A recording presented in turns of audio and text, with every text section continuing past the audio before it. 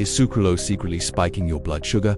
You've seen it on labels. Sucralose, a zero-calorie sweetener, promoted as a healthy alternative to sugar, found in diet sodas, protein powders, energy drinks, chewing gums, flavored waters, and even toothpaste. It sounds like a dream, right?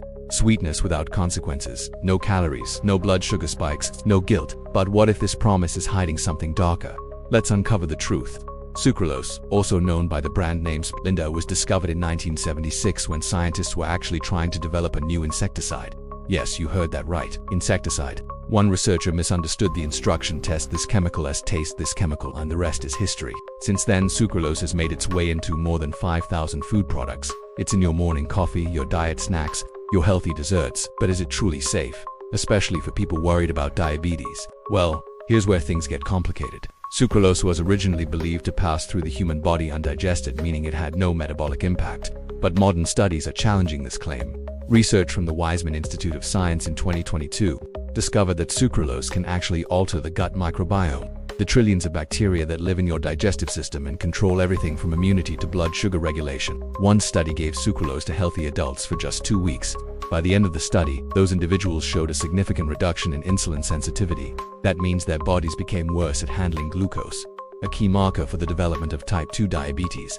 Let that sink in. The very sweetener people use to avoid diabetes may actually contribute to it. And that's just the beginning. Another study published in the Journal of Toxicology and Environmental Health found that when sucralose is heated, for example, during baking or in hot drinks, it breaks down and forms chlorinated byproducts called chloropropanols. These compounds have been linked to DNA damage, hormonal disruption, and even cancer in animal studies.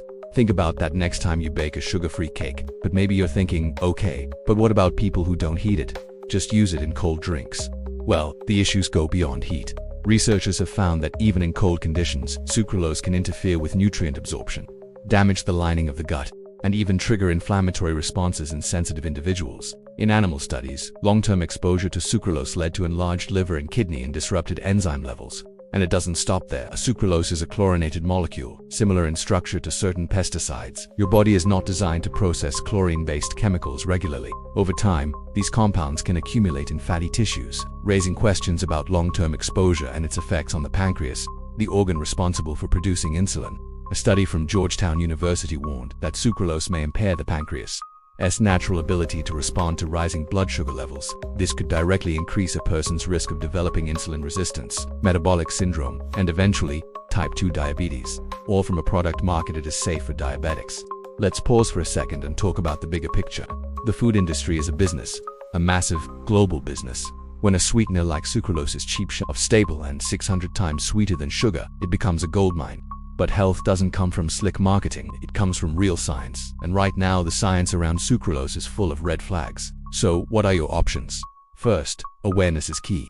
Look at your ingredient labels. Sucralose may be hiding under names like E955, or simply artificial sweetener. It's often paired with a sulfame potassium or aspartame, both of which come with their own concerns. Second, consider natural alternatives. Monk fruit extract is naturally sweet, 0-calorie, and doesn't spike blood sugar. Stevia, when pure and minimally processed, is another great option. Raw honey, in moderation, contains enzymes and trace nutrients. Dates, maple syrup, and coconut sugar have a lower glycemic index than refined white sugar. Remember, the goal isn't to swap one sweetener for another endlessly.